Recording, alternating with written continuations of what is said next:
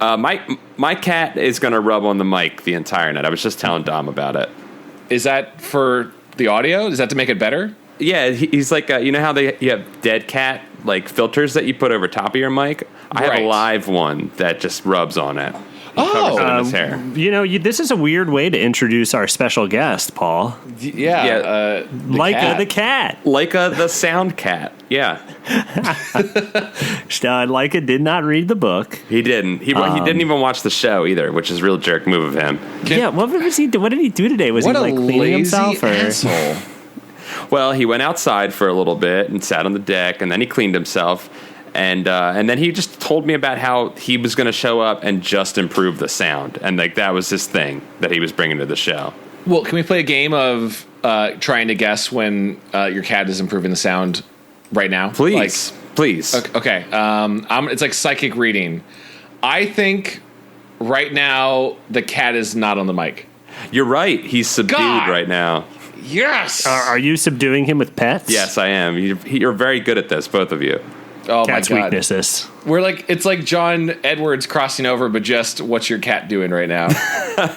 Come on down to John Edwards crossing over, but for your cat, and I'll tell you what's happening. And he's like, so I'm thinking of your cat. Is your cat name start with a? You know what I'm talking about? There, that guy who just like guessed things. He's like, I think you got a real true TV show on your hands here. I think your cat is. You have any windows? Yeah, I have windows. I think he's laying in the sun. Oh my God, he loves that. You're welcome. He's not doing that right now, but he does love doing that. He does love doing that. Your cat's really into windows, and he wants you to know that he loves windows. Oh my God, thank you, John Edwards. You saved my marriage. He would like you to open one, I think, maybe sometime. I think he's going to the window. No. Oh my God. Licking butthole right now. If you could psychically connect with any animal, though, like let's say you have the ability to tap into all of a certain animal's, I was going to say race, but I guess breed. What animal would you want to be known? Well, Dom and I, we know what a cat's interior monologue sounds like. Dom, would you care to do some of it? I believe it's just, I'm a cat. I'm just a big old cat. So your cat is a blues singer. Yeah, sure. Yeah, just like a guy in front of a singer, ledge. yeah. A happy blues singer, though. Oh, yeah. I think you're just thinking of the cover to Blues Traveler's first album. Oh, well, he was a cat. Well, there's a cat on the cover. I gotta see that. Oh, I see what you're referencing. I thought we were just calling poor John Hopper a cat, but I see what you're saying. Oh yeah, referencing that cool cat cover. Oh yeah, that cat with the sweet shades. I'm looking at him right now. Here's a fun thing about Blues Traveler, which I'm not making fun of John Hopper, the main front man who lost a ton of weight recently, and somehow I don't care about him as much. Is all he was cooler when he was cooler when he was big. Weight? I mean, I'm good on him, but I think it's really fascinating when you watch all of the music videos. John Hopper is always sitting, like his whole band will be standing, and then he'll just always be on a couch. Yeah, he's a blues man. He's a blues man. It comes across more like John Hopper lacks the ability to stand. So wait, hold on. Are you Hillary Truthering him right now, dude? I think so. I think if you go to a Blues Traveler concert, the band comes out, and then they awkwardly, for about 5 minutes, set up a series of like deck chairs, and then John Hopper comes out and just sits down on them, and they're like, "Hey, you know what's funny? I actually saw them one time by accident." You love Blues Traveler. You're a big old traveler. They call them. I saw them because I accidentally fell in love with them. Yeah, they're great. I had to see them. And it was real weird because they had all the chairs set up, like you said, and he just rolled onto the stage, and then there was a ramp that he went off of, and he had good speed going into this ramp. Do you mean he was in a rolly? Do you mean he was in a rolly chair, or like the fat kid from Hook, he rolled down the stairs? Like the fat kid from Hook, like the weaponized fat man from Hook. He rolled with such incredible speed that he just took to the air and landed in his chair perfectly. It was amazing. By the way, and he blew the harmonica the whole way. Oh yeah. He was like, he just did scales while he was spinning the whole time. Yeah. By the way, it was just like a real nice cartoon sound effect he made. Real talk. When was the last time you guys watched Hook? By the way. recently, in like the past 3 years. 10 years or so. I watched it recently to recapture that sweet, sweet nostalgia, and I had forgotten that when the Lost Boys fight back, this is like recent I watched, I've been wanting to talk to someone about it, so it's good I brought it up. Like all of their things they do for the pirates are not good weapons. Like, yes, fat kid rolling down the stairs, I can see it knocking over some pirates, but then there's like the whole like, all right, fruit battalion, go, and then they fire eggs and fruit at pirates. And the pirates get fucked up by it, too, somehow. Well, they're like, oh, and they wipe it out of their face, but then there's not the next preceding shot, which is them stabbing all of the children, like mildly inconvenienced, just running them all through with their swords. Even as a young child who was greatly amused by that scene, I knew that there was going to be hell to pay when the eggs were wiped off the faces. Like, there's another scene where you just see the massacre of the kids. Yeah, when they just... Rufio gets stabbed right in his stomach. So these pirates are out for blood, but Rufio actually sword fought, and then somehow all of the egg patrol made it through. Yeah, they're best they sword went long fighter. Range. They went for distance. You know, they knew they were little children. Rufio was the dude who was like, "I'm like an adult. I can skateboard." Was it like a mafia thing, Dom, where like there was like an agreement that no children would be stabbed, but Rufio was an adult, so he was allowed to be stabbed. Is that what you're saying? Yeah. They were like, okay, we can kill this one. He's kind of a little shit. Well, anyway. you know the worst part about that all is that rule applies for the pirates, but not for the Lost Boys. And there was that one little kid that like felt Peter Pan's face. That kid was bloodthirsty, and he would slice every pirate's throat, and they couldn't do anything about it. He would just like, there's a deleted scene of him just dumping the bodies after the fight's over. They can't He's just pushing them into the water. They're like, he's a little kid. And he's laughing like viciously. I just like that the reality of that film is that Robin Williams, a grown man, leads an army of children to be murdered. And he doesn't. He's sad that Rufio is dead, but he never does. He look inward and go, would this boy be alive if I never showed up? Because that's the truth of it. If Peter Pan never came back, Rufio would be living. He uses an army of children to fight bloodthirsty maniacs that rob and pillage for a living to get his son back because he has a shitty relationship with him. That's his fault. Yeah, he wouldn't go to a goddamn baseball game once. Well, maybe if he went to one baseball game, Rufio would be alive right now. God damn it! Go to a baseball game. Here the really heart-wrenching shot, though, I think, is as Peter gets his boy back, Jack, which is a weird setup prequel to the other movie Robin Williams is in, Jack. It's a weird crossover multiverse thing. He pulls him out and there's a shot where he looks back down at the boat, and Captain Hook is like, "I'll get you next time, Peter Pan," and you just see dead kids all around him, like just littered. And Peter's like, "Oh no, oh my." The life of one for the life of many. I don't know. I better age backwards now. I heard he went back. He went back to that magical tree, and he just said, "I don't want to live anymore. Make me a bicentennial man. Make my skin of metal." And then 1 hour photo is the final movie of his series. Where the Black Trilogy, the Black Heart Trilogy. Where he's playing the desiccated husk of a man who has committed all of these atrocities. Yeah, he finally shed his metal armor, his metal skin, and it really disfigured his skin. Yeah. And now he looks like a decrepit old man. Yeah, he's basically, if Darth Vader survived taking Darth Vader suit off. Yes. That's what he is in 1 hour photo. Okay. So it goes Hook, Bicentennial Man, 1 hour photo. That's true. Where does Miss Doubtfire go in there? Is that a different universe? Well, Jack is a parallel timeline that I think leads into Mrs. Doubtfire. Okay, so what you were talking about here is like the Legend of Zelda split timeline. Yes. It's where if the hero of Hyrule is turned back into a child or not. Right, yeah. That's right. And because he's such a big video game fan, that's what inspired it, actually. Yeah, absolutely. Okay. He set this all up with the Hollywood studio system to make this happen. So Mrs. Doubtfire is like the Wind Waker Spirit Tracks world timeline. Right. It has profound impacts on the continuity. Man, these deep Legend of Zelda Robin Williams crossover cuts. Boy, oh boy, do we find a real niche audience and just really hit them home with not that great jokes. Who's listening to this show right now? Who is? What's going on? I hope they like this, whatever this is that we're doing. No, what if Robin Williams is in the Zelda universe, guys, huh? What about that? He's in the World of Warcraft universe. Wait, what? Yeah, they dedicated a whole little homage to him. Did he do one of those like World of Warcraft commercials? No, it was when he died, right? He did nothing for the game. He played it a bit, and then so they put like 3 references to his career hidden in the game. It's not really hidden. And one is a Bicentennial Man reference, and one is a yes, one's a Jack reference, one's a Hook reference. It was kind of really shitty because it's just like kind of a marketing ploy. Like they were like, "Hey, everybody, Robin Williams is in World of Warcraft now."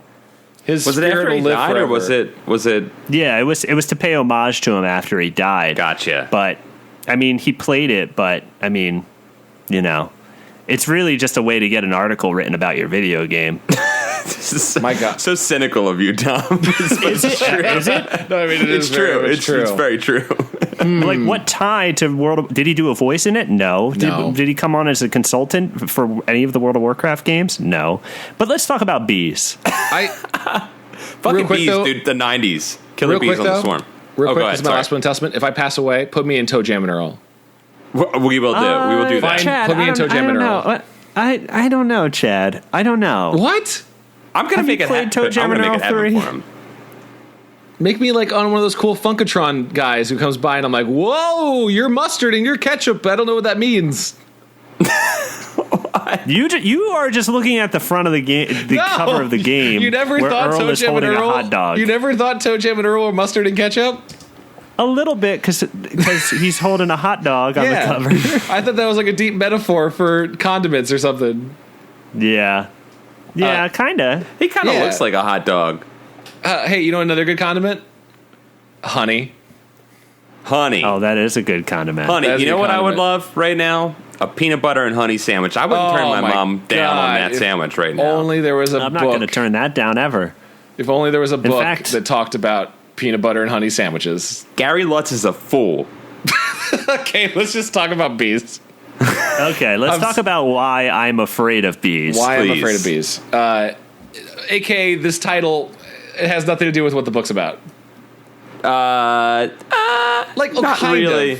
It's actually why I'm not afraid of bees. Would be a better title for it. That's a more accurate how I learned to not be book. afraid of bees. Yes, give it the Kubrick line. Yeah. It should be Dr. Carmen, or How I Learned Not to Be Afraid of Bees. Yes, thank you. That's what it should be. There it is. Paul. So this is a weird book we're talking about today. Welcome to Goosebuds, by the way. If this is some of your first episode, welcome to Goosebuds. Remember how we just never think about how anyone might be discovering this podcast on iTunes and just going like, well, I'll give it a shot. It's like a cold splash. Chances are, if you don't like what we just talked about, you're not gonna like the show. Yeah, you should just give up now. It's not going to get any better. Oh my God! If you don't like us at our worst, you can't handle us at our best. That's our log line. So was that our worst or our best? I don't even know. I don't even know anymore. At the same time, I kind of black out. We're a show about Goosebump books, and we don't need to set it up. Yeah, you're right. You understand what's going on. They'll figure it out. It's pretty simple. They'll figure it out with all our talk. I just want to say, like, opening thoughts on this book. Okay. Yeah, Paul, you have to go first. Paul. I have an opening thought because I read the first line of this book, and I'm going to read it right now. Please. If you're afraid of bees, I have to warn you, there are a lot of bees in this story. In fact, there are hundreds. Okay. He said that statement, and I was like, that's supposed to scare the pants off me for this. So I did a little Google. Yeah. Found out how many bees are in a nest. Upwards of 60,000 bees in one nest. I thought that number was really small. I thought that was a really low estimate of bees in this book. In my life, I have been around 2 beehives that have been stepped on. So in my real boring life, I've encountered more bees than are in this book. Well, maybe this is what he meant. Maybe he meant bees that are main characters. Like featured players. Feature bees. Feature bees, yes. Right, feature bees. All I'm saying is, look, there was no internet for R.L. Stine to do a little Google like I did. Get out that Encarta 95, R.L. I know you got it on your desk right there. No, I think he did do research on this one. This book has he knew a lot about bees. This book has so many random bee facts that have nothing to do with what's going on in the story. I didn't write down the name of the bee book. What's the bee book he references? I think it's just The Big Book of Bees. I think that's what it's called. Yeah, I'm pretty sure that's what it is. Give it to your son when you don't know anything about him for Christmas. But I think he had so many facts that I thought maybe he got like a stipend by Big Bee Industry to like just talk about bees.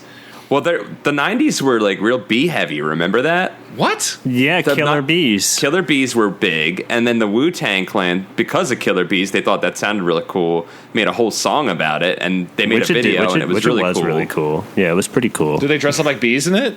Yeah.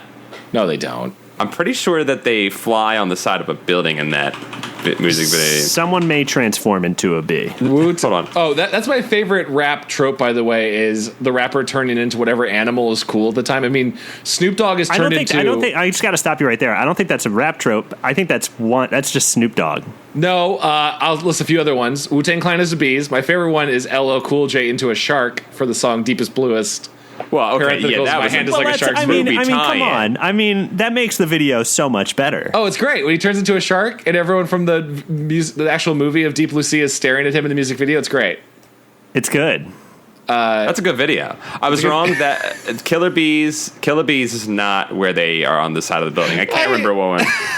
I had not seen the video. I was picturing the corniest, like the old Batman 66 where they're just climbing up the side of the building, but clearly it's just the camera on its side. I was picturing like ODB in a bee costume rapping at the camera, and I was so excited for it. I'm sorry I failed you. I'm sorry right. Wu-Tang failed you first, and then I failed you with the follow-up. Reference. But this book has a lot of bee facts.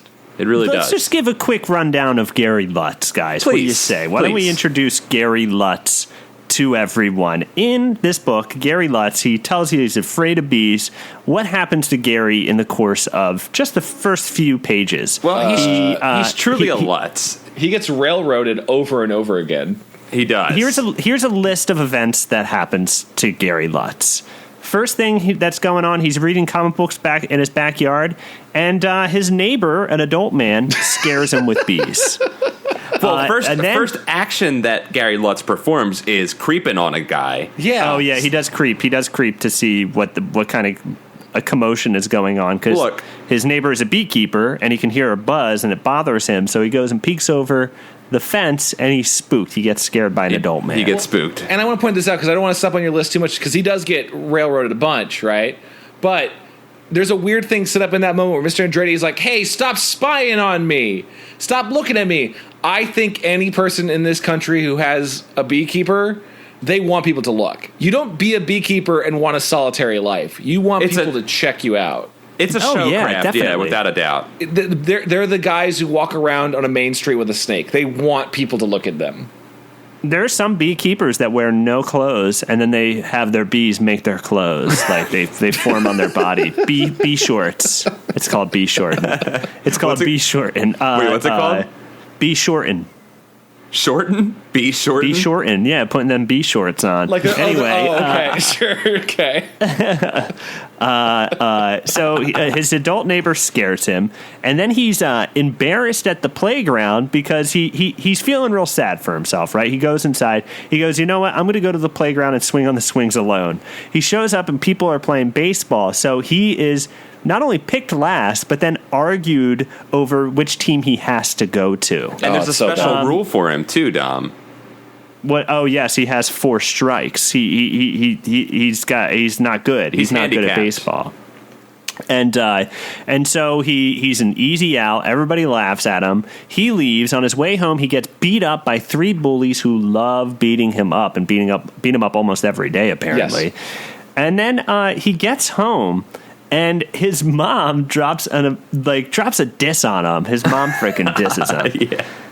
And you're skipping a detail. On the way home, he sees a girl he has a crush on. He tries to act cool and ride his bike with his hands off his handlebars with his arms crossed, which I didn't know was cool. And he flips his hat backward. He flips his hat backward, too.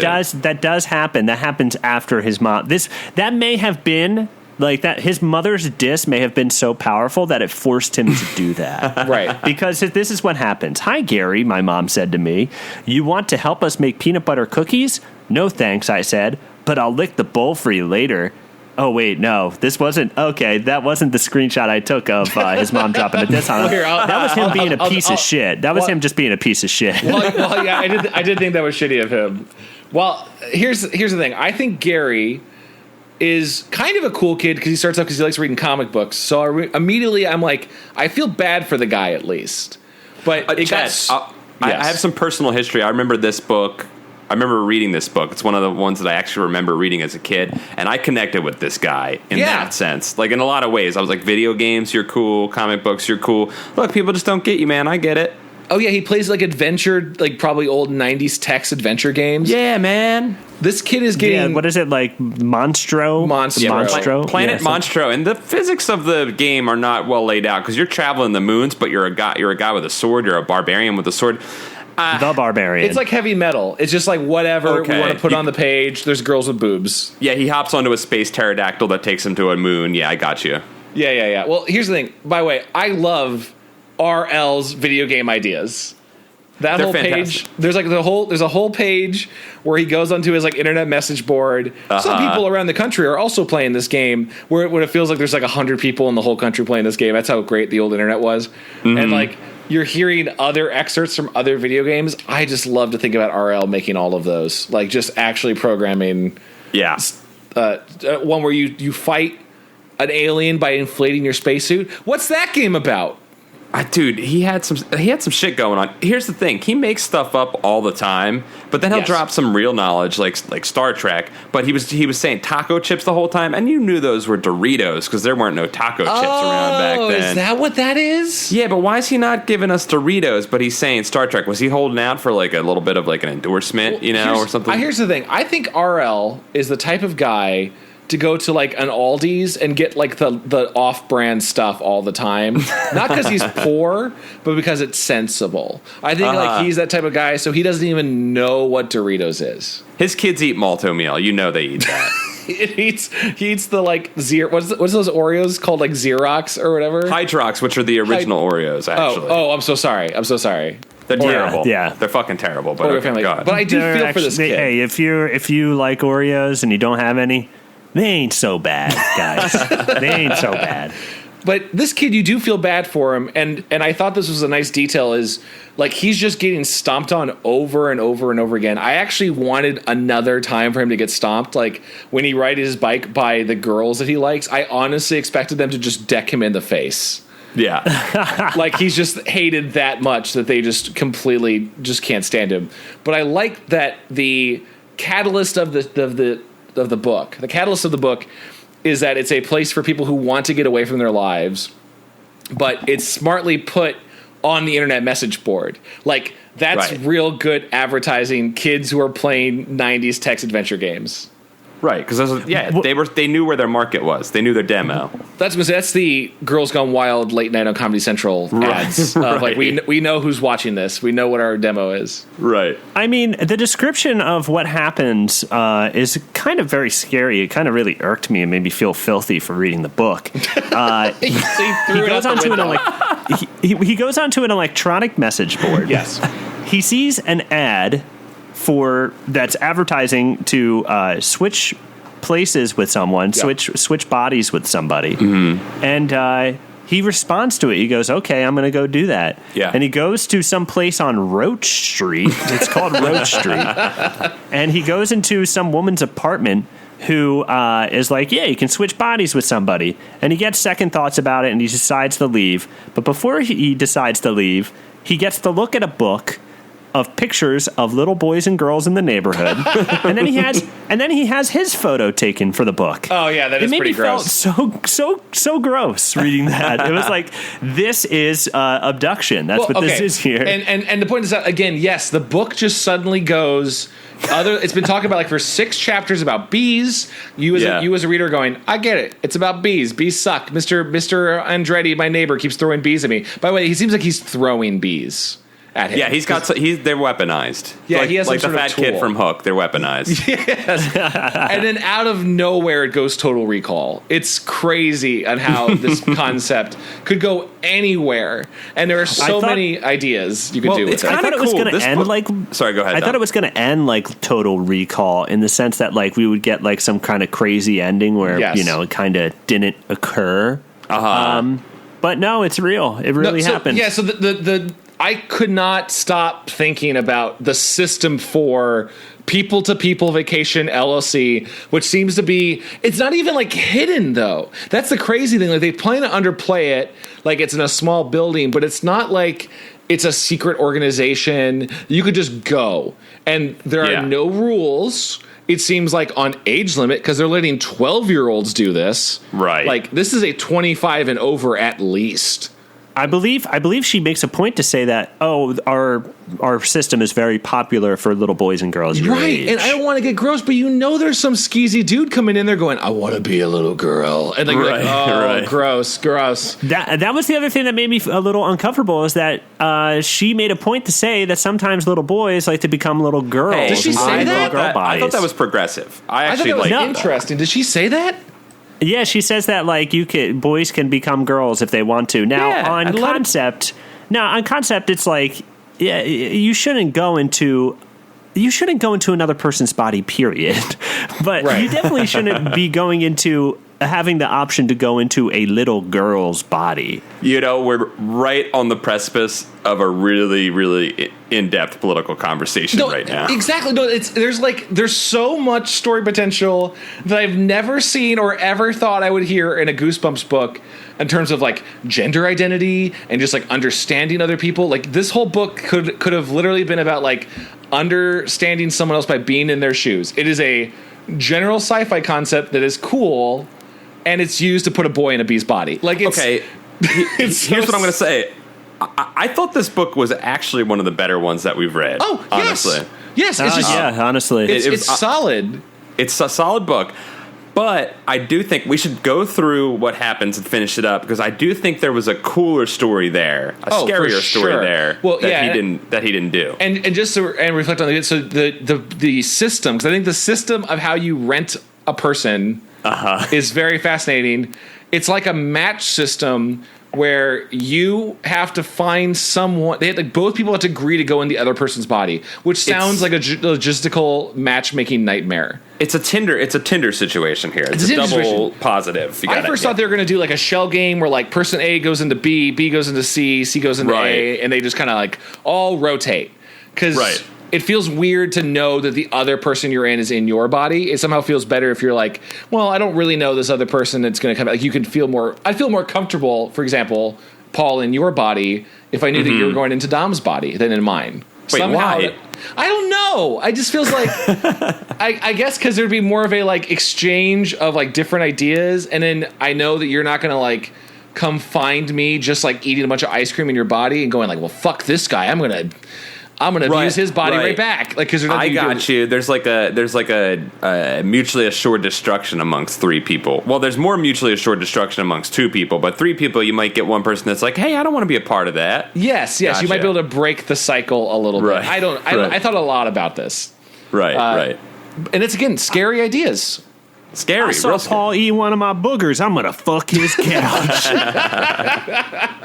I mean, that kind of happens in this book. Yeah. But anyway, let's go through the beats of the book, right? Let's say what happens. So he signs up for the service, right? But then he has his second thoughts. He goes home, and then something shitty happens to him. He gets beat up again. Is it beat up again? That's right. Yeah. And then he says, I'm going to go back tomorrow. But he can't go back tomorrow. It's not said, but he does say, I'm going to go back tomorrow. And then days later, he goes back because he's so beat up. Right.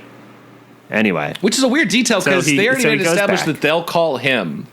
Like, there was no need for him to go back. It isn't until that Miss whatever Carmen, the girl Dr. running Carmen, it. Yeah. Dr. Carmen. Miss Carmen. Calls him. And by the way... Ms. Carmen calls him and says, like, oh, hey, your match has been made. We can start right now. Maybe I was just already in this weird mindset, but reading the description of Miss Carmen saying, I'm going to come over to your house right now and brain transfer you, it read like every internet description I've ever read of an awkward person hiring a prostitute for the first time. Like, if you ever go to, like, there's a Reddit thread, ask Reddit thread, like once a month of has anyone ever hired a prostitute? And this was like verbatim their stories of like, I was really sweaty and nervous and I didn't know what I should do. And she was there at the door. She seemed really confident, but I could barely like contain myself. It was just all felt like he hired a stripper. Right. Yeah. Yeah. But anyway, so she comes over and they're going to do the transfer, but the back door is open. The door's open. Mr. Andretti's bees are buzzing all over, and one of them gets into the machine. And when she does the transfer, he accidentally goes into the bee's body. The bee goes into Dirk Davis, the cool kid who can skateboard, who he's planning to go into. And this is a body. reveal that's very obvious from the beginning, but they play it off like a reveal at the end of the book. That the bee's mind is that's a beat in the story, is that he goes to the kids to Dirk's house to like see what's going on, and then finds out that he's the bee, and it's like, you didn't figure that out, that Dirk was you and you were the bee and the bee was Dirk. And let me ask you this: Gary Lutz is pretty stupid for how smart he is. He is pretty dumb. Yeah. Yeah. Oh, by the way, I want to point this out. Speaking of the logic over and over of why body swaps happen and what they think are going to happen in bodies. I know they're kids, but RL should know better on how a person and their mind, and maybe if you want to get spiritual, their soul would work. Like, they say, well, so why would this Dirk kid want to be in my body, he asks. And he's like, oh, because he wants not your body, he wants your brain. Because he's going to take some math tests. How would that work? Like, how would that... One, what does that mean? Do you take on their intelligence when you get teleported? No, I don't think so. And then B, what is Dirk going to go into his school? No, Dirk he wanted Gary in his body so that Gary would be doing his math tests for him. Oh, is that the plan? That makes sense. That makes more sense. He made it sound like he wanted you for your brain and that's kind of shitty. He's saying take a bunch of tests for me. I thought he was going to go like, well, I'm in the smart kid's body, therefore I know math. That's what I thought his plan was. Dirk was just trying to get some random while Gary was taking care of his tests for him. He did. He just went out and just hit on every girl. Yeah, man. Well, that's the thing. Well, that's the thing, Chad, because that logic comes back. But let's get to that. Let's get to that. Well, so they swap bodies. Bee's in Dirk's body. Dirk's in Gary's body, and Gary's in the bee's body. And the first thing Gary tries to do is he tries to communicate with the people around him by talking. But he's so tiny, none of them can hear his voice. Right. So he continues to try to talk to people up until the end of the book. And by the way, important, each time saying like he could it's talk, not working. He was just... Sorry, let me say that again. It sounds like he could talk. He was just small. Not that it made me wonder if he actually had the head like the cover of the book. Because if he has a bee's head, there's no way he can communicate unless he has but he gives one of the other bees kept staring at him and wanted to fight him. Which makes me wonder if he just had a human boy face on his face the whole time. No, he didn't, because he had that tongue. Remember, there's he keeps no talking about way having he'd be able that to tongue. talk. Yeah, no, it doesn't make sense. But okay. That's a goosebump for you. That wasn't in the big book of bees. That fast. That's a goosebump on your brain, Chad. I guess we've never tried to see if a bee could speak human language. We haven't. We haven't tried hard enough yet. But anyway. So they all change bodies. He's trying to get back into his own body, trying to get Miss Carmen, Dr. Carmen, to transfer him back. He has the bee adventure where he gets stuck with the bees for a while, which is probably one of the more interesting parts of the book. I thought it was so boring. I was like, let's get over this. Oh, when he's just flying around, yeah. It was long. Yeah, when he's when he keeps flying around, like I feel like happening. But like the thing about those bee moments is that much like his logic of trying to speak to people once he has already realized that he can't speak to people, right? Like he just keeps trying, running into a wall over and over again until finally somehow he gets out. Well, it just by accident. Yeah, the middle part of the book, as fun as this is, the middle part of the book is I keep trying to talk to people. There's a cliffhanger where I think someone can hear me, they can't. Spoilers at the end of the next cliffhanger. And then he'll constantly keep saying how tired he is. Like, for some reason, the life of a bee, according to Gary, is constantly being tired. He would just not stop talking about, like, I just flew a little bit, and boy, was I tired. I started to fall asleep. Right. I'm a bee.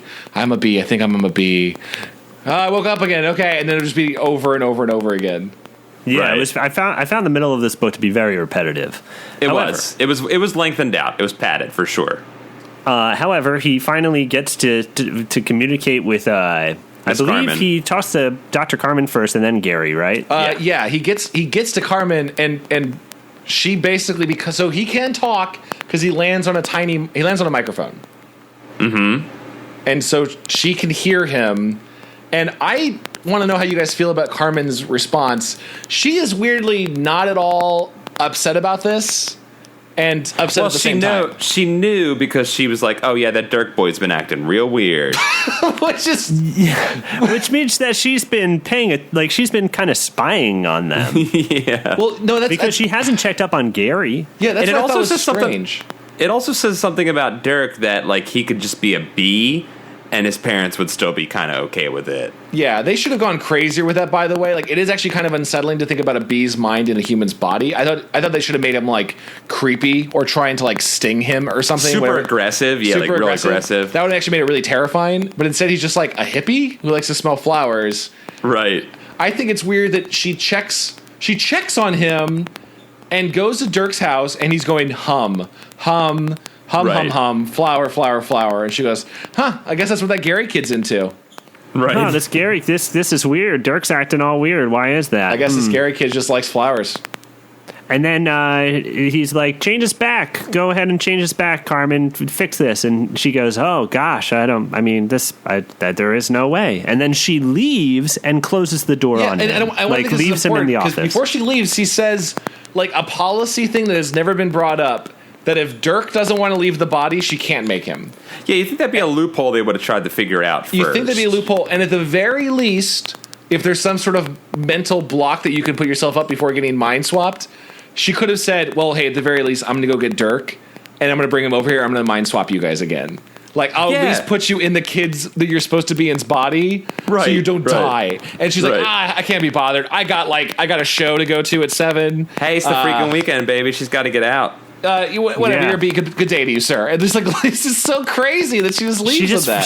She just leaves. So he goes back to his own body, which Dirk is in. So he goes and visits Gary. He can communicate with him. And Gary goes, no, I'm not leaving your body. I don't like my life. I like your life. I like your family, and I'm just going to keep it. Yeah, and it's funny because like there's some weird like pseudoscience that R.L. Stein throws in there where he's like, I guess some bee DNA came through with me, and I can hear all kinds of bugs right now. That part was nuts. Like, I can hear all sorts of bugs. The bugs speak to me now. But I just wish he would have called it BNA. Oh my god, that part.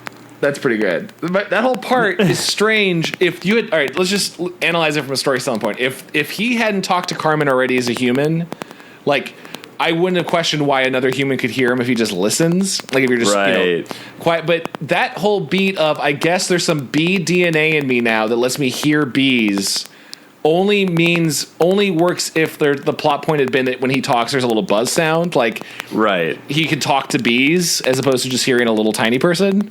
Right. Mm-hmm. It was such a crazy, just like RL just going, I don't know why he hears him. BDNA. This science is weird. BNA. So he refuses, and Gary in his bee body is pretty upset. He doesn't know what to do. So he calls up his bee friends and he tries to put the hit out on them. Yeah, he tries to get some bees. He rolls up with a crew. Yeah. Yeah, and there's some missed opportunities there, by the way, too. Like, yeah, I feel like you could have been a little bit more creative, Gary, with your attack plan. And you've established that this whole time that Mr. What's his name? Maserati? Andretti. Mr. Andretti. Mr. Andretti is like this antagonist who keeps all the bees and seems to antagonize, so and so. I think there was a missed opportunity in not having, like, who always brags, by the way, of like, the bees listen to whatever I say. Right. It would have been a really nice, satisfying moment if he had like flown to the beehive and like communicated to the bees and made them not listen to him. Yeah, the only reason Andretti is there is for them to have an excuse for there to be a bees like hive right next to his house. Yeah, and that's kind of weird because you don't need that. Like, it could have just been. I mean, what he's doing with this story is doing The Fly, right? He's doing Total Recall meets The Fly. There happens to be a random fly. I would have believed that there was a random bee in the house without there being a beekeeper neighbor. Yeah, it's summer. I get it. You know, Bees are out. yeah, bees are there. But you needed that out to have his bee army to control a bee army to attack a boy in his own body. We'll just have him go to a normal height. Yeah, and by the way, did he say? Did Dick or whatever his name is, Dirk? Dirk, yeah. Did Dirk say he hated his life? No, he just said he was basically he said he didn't like it. He was tired of it and he wasn't going to go back. Because I thought he liked. I think he liked Gary's life more. He was like, your parents are cool, your sister's cool. I think he liked his sister, which was real gross. Cause yeah. There's another missed opportunity too in terms of like, I wish when Gary had gone to Dirk's house and Dirk B is just humming around, you should have seen that Dirk's life sucked. Like, the cliche thing should have been like Dirk having an alcoholic father who's like, goddamn piece of shit in the backyard just buzzing around. Come in here. And you're like, oh, I got why Dirk wanted to get away from this. Like, right. And now he's stuck. Now his asshole dad's stuck with a bee son. This is great. It sounds like maybe that part was written because it's pretty implied, but it must have got cut because it was just too real for scholastic children. It's too real for scholastic to handle. Right. So he attacks him. Gary still isn't afraid of the bee attack. So Dirk is still not afraid of the bee attack. So Gary goes full thermonuclear and stings him. And we all know as kids we knew, and it's mentioned early in the book that a sting is a death sentence. He for says a bee. multiple times. Like I would think if you're a kid who's now turned into a bee, your constant thought is don't sting, don't sting, don't sting. Right, and he has a couple moments where he thinks about it. Yeah, he's like, I should do it. God, I feel so good. By the way, this is basically doing what Animorphs did, but not as good. Like every Animorphs book, the really interesting ones were whenever the animal with a strong instinct they were fighting that. Like, the most horrifying one is when they turn into ants and they can't stop feeling like they belong to the hive as they transform. There's like a little bit of this here where Gary's fighting his bee instinct, but it honestly comes across more like Gary's just dumb.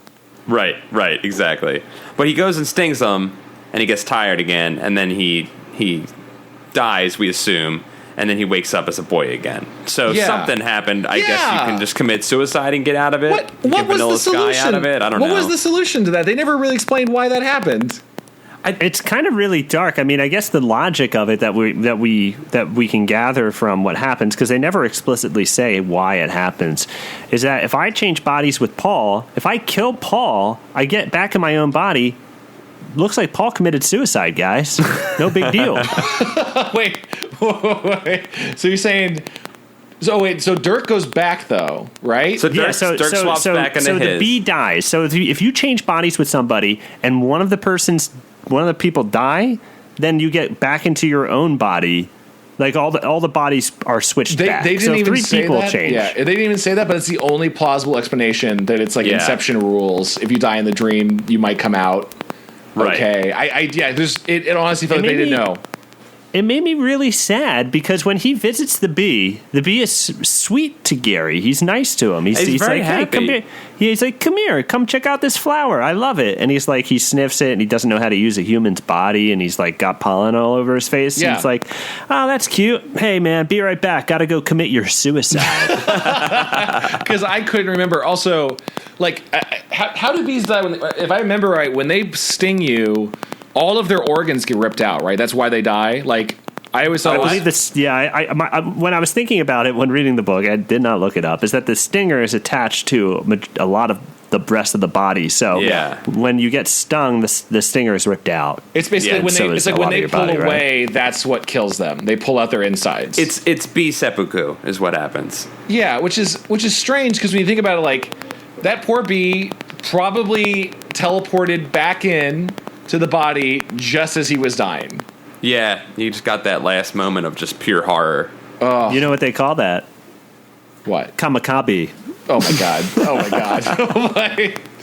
That's two. That's two. Man, you got a kill in here with these bee suicide jokes. I do it for a living, guys. I do it for a living. I guess that just reset it. I kept thinking there was going to be like a moment where Miss Carmen showed up at the last minute and said, like, I pulled some strings with my boss and I reset the program or something, just like to explain. She never appears again. He doesn't even go and go, we have to shut down this project. No, she skips town, corporate government officials, like we have to stop this. This is bad. The really she ridiculous. skips town. In the epilogue, beyond the details, which is really weird that he and Dirk are back in their bodies and friends. Which no, fuck you. I'm never talking to that guy. Yeah, fuck Dirk. I'm gonna kill him when I get my real body. Like I'm swapping bodies with him and doing a suicide. Yeah, I guess you could. I guess you could just do it again and then just punch yourself over and over and over again, like Fight Club. You know he's gonna get back in. It's really easy to lure Dirk because he's got a shitty life. But their friends somehow bonded over this terrifying thing where they tried to kill one another. Dirk tried to smash him and their friends. Right. But there's the really terrifying one that I thought was a really scary detail that they shouldn't reflect on is, so like during the time where he's in his body, he like sees this redhead girl that he thinks is really cute, and she's going into the person-to-person vacation thing, and he's like, I wonder if she's going to do it. And then later on he goes, I still talk to that redhead girl. I wonder if she I hope she never does the body swap thing, or she already did.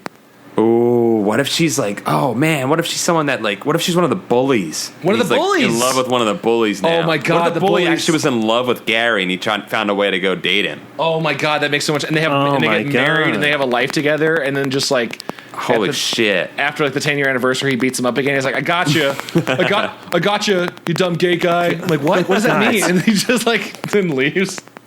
Oh my God. She says that to him. She says that to him. Like she punches him and then leaves. And like she calls him a dumb gay guy and he has no idea he has no idea why. Just leaves him with his child that she had with him. Just abandons him. And goes back to person going, I'm done. Put me back. I love that story. I want that to be the story now. There's a lot of stories to tell with people swapping. Here's an interesting thing. Dirk goes into Gary's body. Gary becomes an incredible skateboarder. Yes. I guess due to Dirk's knowledge about skateboarding. Right. And when Dirk leaves his body, Gary retained those skateboard skills. Yeah. He does. He also retains. I think what happened was they all had a traumatic experience because at the end, Gary loves to lick flowers. He loves to get his tongue up in a flower. Yeah. I think that the experience was so traumatic that they all got a little piece of each other left behind. Well, it's almost like muscle memory, but still like hints of transformation. I was honestly surprised that it didn't go the Goosebumps standard route of like, so at the end he's like, I really like these flowers, I'm going to smell them. I thought for sure he was going to open his mouth and have like a bee tongue, yeah, like would stick out. Like yeah, that, I don't know why that didn't happen. That might have been. I was like, is that eluded? Yeah, I mean, I don't see how this is like a weird ending because like they set it up to be like, isn't it weird? It's really just nice. It's like the nicest ending Goosebumps has ever had. It's either a nice ending or I kind of thought maybe it was being alluded to, like you're saying, Dom, that he might have a bee tongue.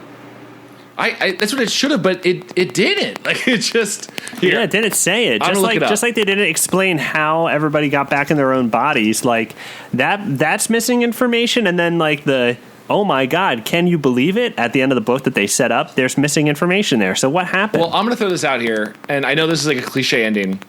I think Gary died. You think he's dead? You think it's just like I don't buy the logic just because. I mean, I think Miss Carmen is a very inconsistently weird character because she's very helpful to Gary in the beginning. She's like, by the way, they never charged them money. So what the fuck is this business? Yeah, what was that? I could not get over the business plan of this company. So like, it's a free service, I guess, unless they bill you later. I don't know. So if they do bill you later, upon completion, if they did, then it would be in her best interest to swap bodies back for him. But she doesn't seem interested, which is more of a like I took your money and ran situation. So I don't know. Like her not helping at the end and it acting like it's so hard to swap people back.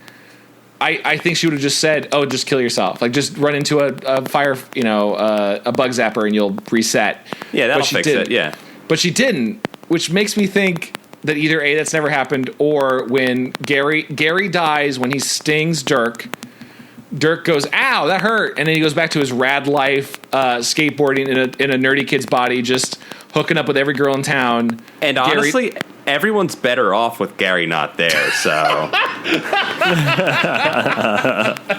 there's a cool Dirk kid. Dirk is now a fun hippie boy who probably went on to like go to Harvard and had a great life. Everyone's like, he's a really gifted kid. He's just so good with plants. Right. We don't know what it is. He doesn't really talk, but he's so good with plants. He's great with plants. And Gary died in the yard as a bee as a cat ate him.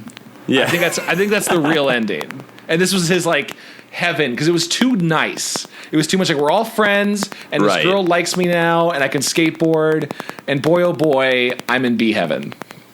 Yeah, I think that sounds like a good ending. I think that's great. I think it's way better than what actually happened or supposedly happened.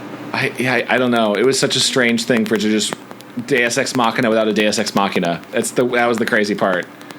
Okay, so what is the way to make the story better, Paul? So I thought, well, I mean, I don't think it would work for a kid's book, but maybe you could get into it.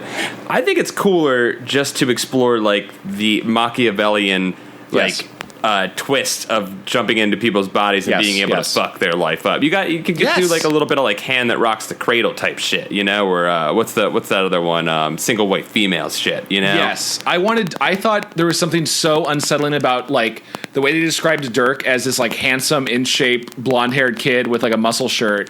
Gary was real into his body, dude. Gary was checking out his body. And it's also very sexual to be in other people's bodies. Like, and let's be frank, if you jump into someone's body, you're checking out the dick like super fast, right? Like you're doing without a doubt. You got to be like, well, how do I stack up? Yeah. How do I stack? I just want to know what I got. I'm checking out everything. I want to see the butt. I want to see everything, but I'm checking out. But yeah, I think it's more terrifying to think that like Dirk jumps into Gary's body, and then after a week he checks in on him, and Dirk is using Gary's body to just murder. Like, exactly. Yes. Yeah. Way too dark, but like that would be like he's a serial killer. He jumps into the body. He's using it wrong, and like he's clearly going to frame all of these on Gary. It's like the best. It's a serial killer's wet dream of getting all the like cathartic, like emotional release of killing someone with none of the problem. Because as soon as you get arrested, you're just like, I want out, and you jump back, and Gary goes to jail.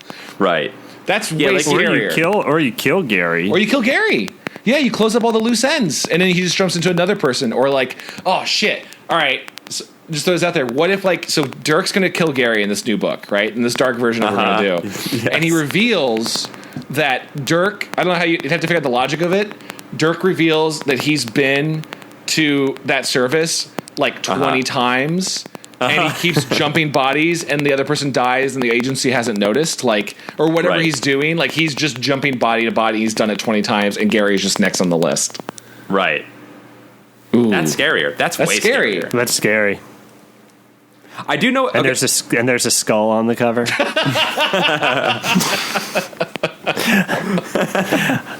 I do know what this book.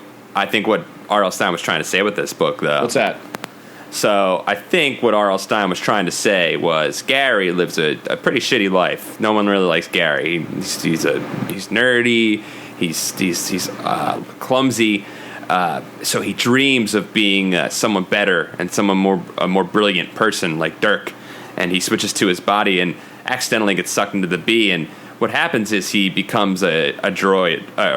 What happens is he becomes a drone. Worker drone, and he dreams of just settling into society, and he becomes a part of it, and it consumes him. Oh, are you saying like the bees are a metaphor for normal human society? Yeah, that's what I think. Oh man, that's deep.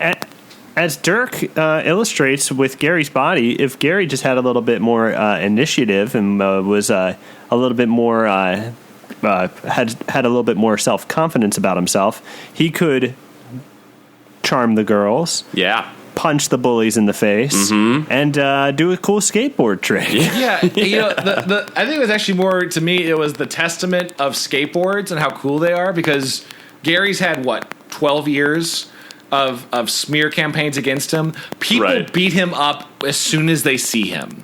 Like and his parents do nothing about it. Gary even says at one point, which I thought was great, with very seriousness, he just goes, "Yeah, my 9-year-old sister could probably beat me up." Like Gary is a worm, and a nerd worm. Like I root for him, but he's a worm. Just by being able to skateboard, he seemingly has won over the entire town. Hey man, that was the beauty of the '90s, man. If you could skateboard, if you could thrash, you were the coolest dude. That's what they used to say. If you could thrash, you can bash. Which means party, I guess. Yeah.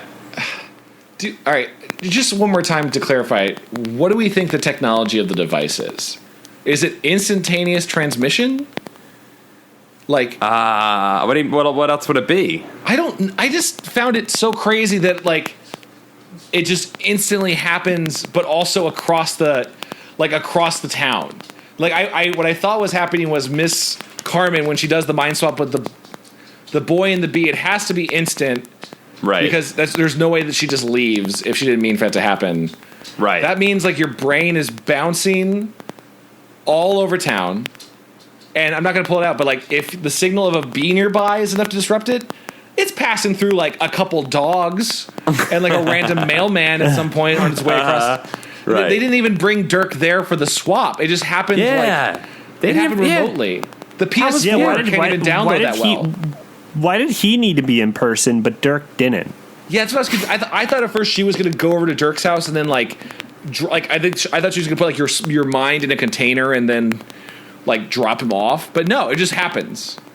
You know what? I think it says something that this is the story probably with the most plot holes out of any of the stories that we read, and yet I still think this is one of the more entertaining Goosebumps. Well, again, things happen every chapter at least. Like this has cliffhangers where like, and then the bees attacked me, and it's not like a fake out. No, he is like swarmed in bees. Like it's a thing, or like.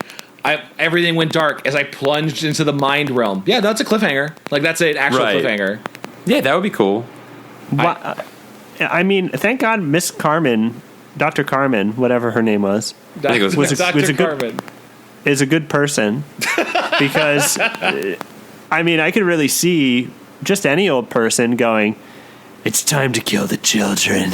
And then just like telephoning themselves across town, committing mass suicide. Yeah. Right.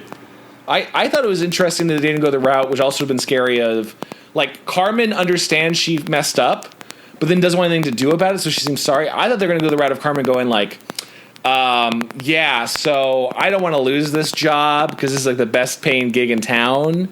So I'm going to kill you. Like, so I'm going to shut your brain off. It's better for me to just smash you like a bug and just wrap this up because I need to, not get fired. Maybe that's what she was trying to do, trying to keep him in the office.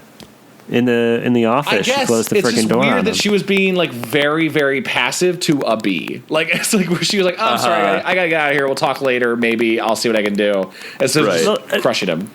That's what's great is that she goes, "Oh my God, is this a prank? Oh my God, this is crazy." And then he explains his situation when he first starts talking to her as a bee. Then he explains his situation, and she goes, "Huh? Well, this has never happened. I guess there's nothing I can do for you." Like it's just like so ho hum. It's like, better luck next time, kid. By the way, can I say that my favorite thing? Because before he talks to Carmen, he tries to get on the computer and type a message to Dirk, and it's my favorite thing I've ever read. He goes, please do. So he's jumping from key to key, gasping for air. Man, this bee's having a real hard time pushing these keys. I honestly don't think it'd be that tough. So he leaves his message for Gary, and it says, floating up in front of the monitor, I struggled to read what I had typed. I am not B, I am Gary, hello me. It really fooled me it really threw me for a loop when it said hello me, and I was just like, wait, is he like, are there some like metaphysical like questions going on here or something like that? It's surprisingly deep. It could be a Radiohead album cover. Yeah. He typed that whole thing out with his tiny bee body too, man, and a keyboard key is not that light. I guess, am I just the one that's always bugged by this beat? This has happened in so many stories. I'm shrunk, I'm going to go to a keyboard or a typewriter and spell out a message, and they have the darndest time. I don't know, has no one else learned, like, float in type or float in peck? Like, it should be easy. I'm looking at my keyboard right now. A bee could push down on this. When the landscape is laid out before you, Chad, I think it's much more difficult. I guess. You know how much a bee weighs? Well, all right, here's what I think he's doing. I think he's flying up like half a foot off the keyboard and then like Mario butt stomping back down. Right. Yeah, okay, but I still don't think that's enough force to push a key down for the weight of a bee. I just don't think that's possible. Okay, all right, okay. Other solution. On a 90s keyboard, Chad. Remember the 90s keyboards? Oh, yeah, dude. Those things were clickety-clackety. Only 90s kids will remember a keyboard like this. I guess. It's in so many things, and I'm like, you could write like Chad, at least a couple sentences. Have you ever seen a picture of a 90s child's fingers versus a 2000 child's fingers? Our fingers were jacked. Our fingers were like Russian weightlifters. Like that's what our fingers looked like. Okay, and then nowadays we look like emaciated little like toothpick fingers. We've gotten really kids. soft with these new keyboards. You're right. I just think wimp fingers. Here's what I think they should do. I think probably Ellen, should do a TV show challenge where they build a giant keyboard, like on her set, and they make moms dress up like bees and try to type a message to their son and see if they can do it. I bet it's easier than you think. This sounds like we need the reboot Wild and Crazy Kids and just get that going on. Yeah, that sounds like a great prop for that kind of game. That's one that like Mark Summers pitched on cocaine to Double Dare. Well, that actually is a Double Dare. Is it? Yeah, there's a keyboard or it's a typewriter, and you have to step down on the keys, and then one of the keys will bring the flag up. What? What do you have to type? It's just one of the few keys that you can step on. Guys. And then later they turned it. I think in Double Dare 2000 they turned it into a keyboard, like a computer. Yeah. And when you stepped on the correct key on the keyboard, it said "You got flag." Wait, guys! I'm just thinking about this. Don't question it too much, but I think every course in Nickelodeon's Double Dare was a training simulator for you being a tiny fly. Think about it. Holy fucking Keyboard, the booger the booger when you have to fly up a guy's nose. There's one when where you have to fly through the ears. You have to crawl through the ears, and then another one you have to like rummage around in a bunch of mucus to find a flag. And there's like a giant pizza. There's a giant pizza. Swimming through the giant pool is when you fall into an accidental thimble that's been upside down that's got water in it. Definitely. Oh my God. There's waffles, giant waffles. Mark Summers is trying to prepare teenagers to be a fly. Why, Mark Summers? What does he know? What does he know that we don't know? You got this person vacation thing going on? You've been working on this, man? Person-to-person vacation owned by Mark Summers. Come on in. Tell us the truth, you double damned piece of shit. Do you think... Wait, hold on. I just want to see if Mark Summers is on Twitter. Yes, he is. That could be a good place to drop it out, but if you want to... I don't want to call for anyone. I don't want to call for... Let's not harass Mark Summers. But I think that over the next couple weeks, we should all ask Mark Summers... to tell the truth, was Double Dare a human fly obstacle course? We need to know, you know Mark. What? We should just open it up. Not a human fly obstacle course, but what were you training children for? Because this was clearly a way to train children to do miniature something. Children. Answer us and tell the truth.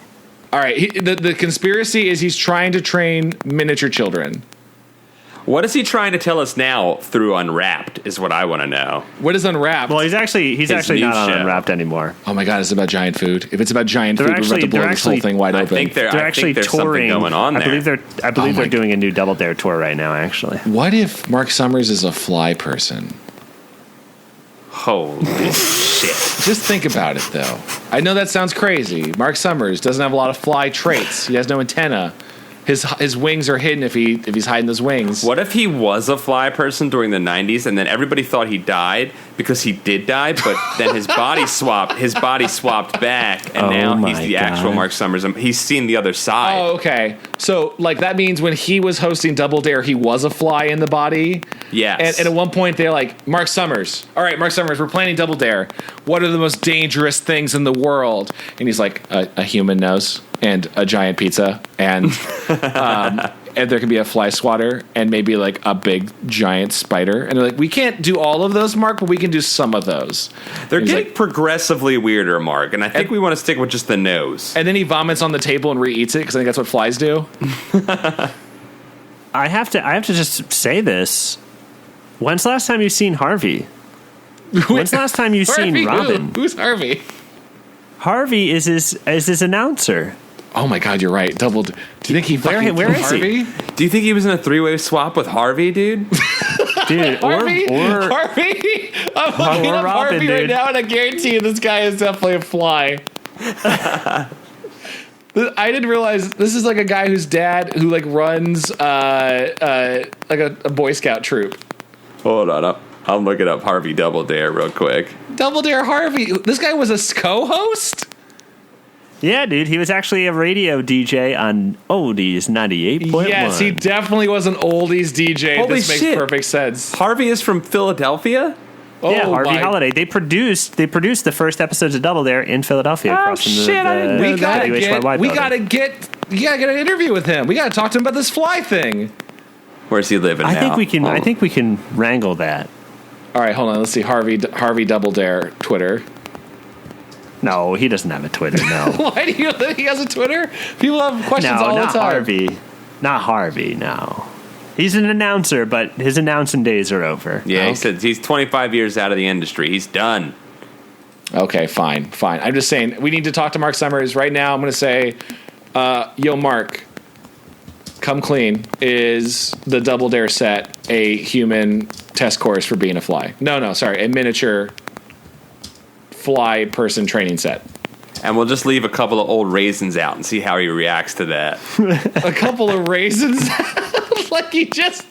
If he's a fly, he's going to latch right onto that old raisin. The images of raisins, he'll look at it on Twitter and go, buzz, I gotta check this thing out. He'll try and fucking latch onto it, dude. He'll want to suck off all that sugar that's hanging out on that, man. Oh man, I got some plump raisin photos right here. That sweet sugar. I'm gonna say I'm really looking forward to being blocked by Mark Summers in about 5 minutes. Did you actually tweet it up? I'm tweeting it right, and I gotta get these raisins. I'm getting a nice assortment of both green and red raisins. I think that'll like The green really will really draw- lure him in. Yeah, I think that'll really draw his fly mind. Yeah, we I don't think know what that'll- color spectrum he sees in, so definitely God. put both there. Yeah, He might see all spectrums. He might be the most powerful man in the world now. You know, that's one thing that I thought the book didn't really touch on is all the different spectrums that bees can see. Yeah. He talks about it for a split second. He actually Yeah, talks for about a second. He talks about how it's really impossible for them to focus on anything, and then he spends the entire book focusing on single objects constantly. And I'm like, didn't you just say that you couldn't? You know what? I don't know the bee science. I'm not going to say anything. until we talk to Mark Summers, we're not going to know what it's like. Right. How many bumps out of 10 does Why I'm Afraid of Bees get? I think this gets 8 out of 10 bee sting bumps. Yeah, okay. I'm gonna give this 9 real lumpy bumps. Yeah. You know, guys, I got to go ahead and say that I did enjoy the book. Going to go ahead and give it 6 bumps. That's Six bumps? fair. You're always the harshest of us all. Well, I mean, there have been more exciting books. A lot of the same things happen in this book. No, this is true. I think I just liked it because things like more exciting things happen in Goosebumps books, but it's after like 30 chapters of just I think I saw something. Sure. True. You know what? We're going to bump. Oh, just got a 7th bump. Oh, just my got a 7th God. bump. I think the math is that's an 8 average bump. That's an 8 bump right now. It's an 8 bump. Oh my God, this is some high standards. RL, good work. Hey, good work. RL. Keep on writing, man. Keep on writing. Should we Keep on bumping. By the way, I want to say on our subreddit, I'm pulling it up right now. My computer. I gotta get a new computer. I'm gonna There cut was this part. there was a great post on the subreddit. Yes. The one kid talked about getting kid laid, and I thought that was pretty funny. It was Banjo's story. It was like the only thing I remembered about this book was thinking that the world would probably have been better if Dirk had just stayed in Gary's body forever, and Gary just went away. Like his family liked Dirk more, and he got all kid laid all the time. Kid laid is a great terrible phrase. It's probably illegal to say, but I love it. Yep, he's right though. Dirk was a way better Gary than Gary ever was. Yeah, most of the comments on our subreddit for this episode were that Gary should have stayed dead. Yeah, And life was better without him. Eureka 60 had his was a very literate comment where he name dropped Dostoevsky and Franz Kafka Right. in his comment. Well, yeah, I like what he says. I think the real horror is Dirk's family coming to grips with their son, who has suddenly gained the brain function of a bee. This is a story of tragedy and confusion, a Kafka's nightmare, but like opposite, like if it was a beetle turning into an Eastern European. I love it. It's brilliant. That story is great.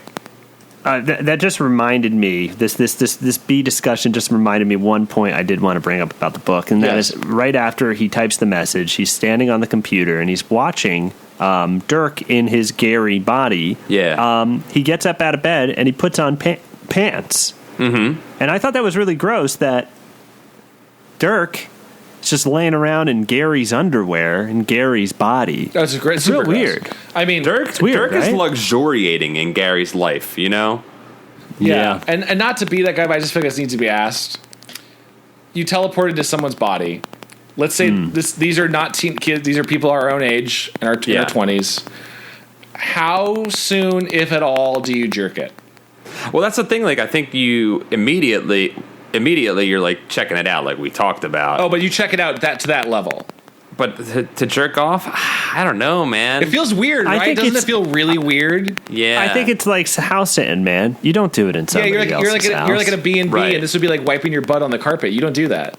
Right. No. It says a lot. This is a good like personality test to see what someone's like, because like you said, Dom, the person that is laying in your underwear and just hanging out in your house like that is the person that just like rips a nasty fart as soon as they come into your house and then just starts eating all your food. Well, that's interesting too, is like if you teleport into the other person's body, I know how people are like, you're more comfortable with your own, smells and BO, that's how most people are. Would you be cool now as the new person's BO? I don't think so. I think you would I think I would immediately want to change like clothes. And as crazy as it is, because I would feel like my BO and body sweat and everything would be different than the other person in that same body's BO and body sweat, which is crazy. No, it's totally true. I would want to shower. I'd probably scour my skin. Well, that'd be the really horrifying thing, right? Is like you wouldn't ever be able to get used to it because if you're keeping your brain, theoretically, you're used to your smell. Sorry, this is super gross, but like I feel like this is real biological science, right? Like you're used to your pheromones and everything. So you would constantly be surrounded by something that to you is not natural. Right. That's so interesting. You would be smelling somebody else's breath, pits, farts, and shit all day. This is a real gross idea. Excuse me, if you just heard a little beep, that was my Tamagotchi going to sleep.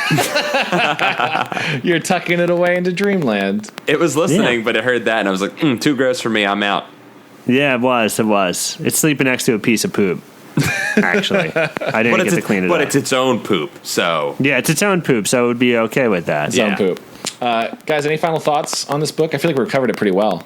I think we covered it all, man. I laid all my thoughts out there. I do want to call out one more thing from the subreddit before I forget. I also thought Mara Kim Ayla's great point was the story would have been more interesting if it had followed the bee in Dirk's body trying to do the math exam. Dude, I just wanted to see. I wanted to see B Dirk. I wanted to see what was going on with him. That should be like the spin-off sequel that we never got to have. B Dirk. Maybe there is. Like what was he doing as like his like life faded from his eyes and returned as the real Dirk came back. Well, in some ways, Gary, too, is probably a real grown individual because he experienced death. Like, he's, as far as we know, the only person other than, like, Ra's al Ghul to experience death and still live to tell about it, other than people from Flatliners and Ra's al Ghul.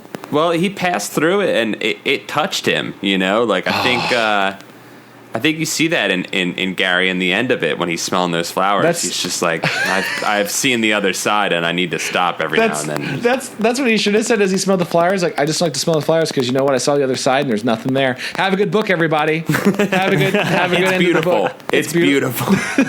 It's just darkness. There's nothing there. Anyway, guys, thanks so much for listening. Other than coming to our subreddit, if you want to support the show, you can leave a nice review on iTunes. Please do. Other people discover the show. Leave a nice little 5-star. Bumps us up on the iTunes ratings. I assume people who work at Apple listen to every podcast, so it's nice for that too. Well, apparently you're not. I think that's like one of the rules is that you're not allowed to ask for a positive rating. So what you just did was illegal. We've done this every time. Fine. You know what? I'm going to say, leave whatever review you feel like. But you know what the chat I know would never ask for a positive review. I think this is B Chad we're talking to right now. Whoa! No, are you B Chad, dude? No, I am a human. I am a human. You better watch out. I'm going to fucking stab you. What do you think? What do you think totally. of flowers, Chad? I like most flowers, but there was one that had a spider on it, and I was not a fan. Okay, he's not a bee. That sounds like something. That sounds like something. That's a real normal Chad thing to say, I would say. But besides leaving any review on iTunes, we have some nice ones we'd like to read. This review is titled "Love Listening to Goosebuds with My Bud." 5 stars by Donna De Marie. I introduced Goosebuds to my friend, who has now fallen in love with it as much as I. Each new episode has us quoting lines for weeks, and every re-listening gets fresh laughs from us. Thank you, Paul, Dom, and Chad, for making such a wonderful show. Smile emoticon. Oh, that's so nice. Thanks, Donna. I am a little worried about what you're re-saying from this show in public, but I'm glad that you are. I'll read one from Dr. Steve Brule. It says, Beast from the East. It says, great show. I remember so much from these books. Please do Beast from the East. Tag, you're it. So that'll come. That will happen. Oh, Beast from the East will happen for sure. I forgot that their whole game was tag. I forgot how that works. I think you die or you just lose tag. I'm scared of that book now. We will never read it. Yeah, now I'm too freaked out. And I got a review from, a mummy-themed serial killer, which is disconcerting. And they say, the Goosebuds are all right. 5 stars. The question, what do callings, eugenics, cream pies, hunting actual naked women in the woods with paintball gun fetishes, pickup artists, and human dummy internet erotica all have in common? God, I forgot about all those things we talked about. Yep. The answer, a children's horror book series. To be more exact, Goosebumps, written by R.L. Real Life, Really Love, Hallway Player Stein, and his probable army of uncredited literal ghost writers. To be more exact, Goosebuds, the might as well be official at this point podcast of the series, presented by the sexiest trio since Destiny's Child. Paul Desires Ritchie, Chad Ballpark Frank Quant, and Dominic 9/11 Moschetti. With their powers combined, they analyze and discuss this infamous titan of children's lit, one anticlimactic cliffhanger at a time, while also putting it and the author affectionately on blast with their patented RL slams, all with hilarious results. Listener beware, you're in for a good bud time. That's great. By the way, that is the closest we've had to a catchphrase. Is Dom's good bud time? Have a good bud time. Yeah. Have a good bud time. Wait, well, I think forgot that's just about good RL advice. slams, which now we have to use way more. I can't believe we haven't been saying that. I think we've been doing them without even calling them, but the RL slams have been coming in real hot. They've been coming up. Every episode is us being like, RL, you piece of shit. You fucking piece of shit. You piece of shit. You wrote a book. And then simultaneously hoping that he'll ever listen to this and talk to us.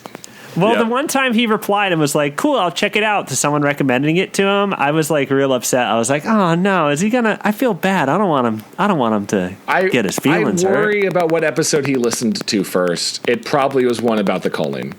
Yeah, was it about cullings, eugenics, cream pies, hunting actual naked women in the wood with paintball gun fetishes, pickup artists, and human/dummy internet erotica? I want to point out that people have been mentioning that RL has written new books, guys, including a new horror one that just came out that we might need to check out. We're probably going to have to get on that at some point. Yeah, we're going to have to do some special episodes or something. Did you see that a person from Are You Afraid of the Dark started a children's horror series?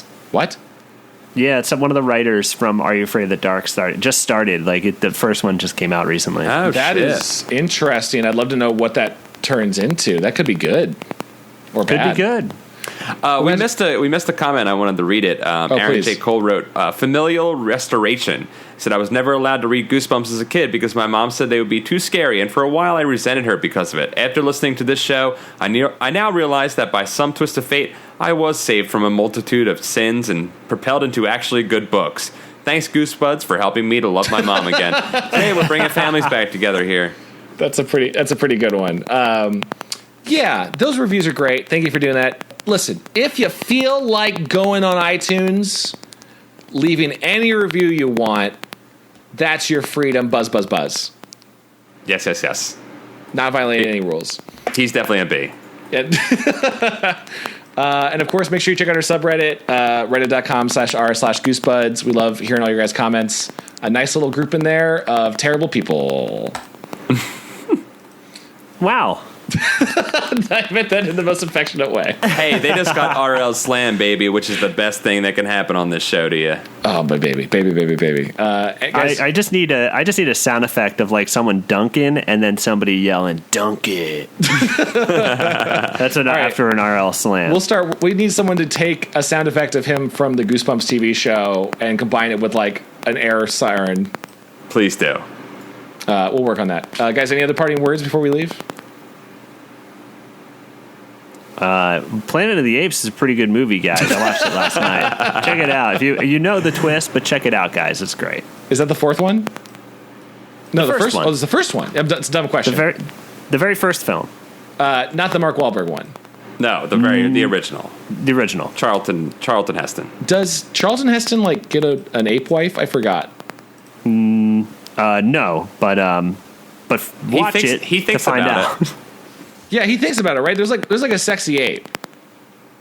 Maybe. You gotta watch it to check. I don't want to give it away. Okay, fine. Maybe Charlton Heston makes out with an ape. You'll have to tune in to find out. And on that note, we'll leave with our now soon-to-be new tradition, Rufio. Wait, what? We need to Rufio out, guys. Come on, I'm waiting for you guys to get into it. Rufio, come on. I just really liked Paul only saying Rufio by himself and just going into silence. There's no way it's better than that. End it with that. I'm just leaving it with that. We gotta, Paul, go ahead and do it about one more time, dude. What do you want me to do? Just do the same thing. All right, we're going to go out with our new tradition, guys. So everyone with me. Ready? Uh-huh. Rufio. Yep, you nailed it. It was great. It was good. It was real good. Thanks for the support, guys. I love it. Guys, thanks for listening and coming by. We love you all. Bye. Bye-bye.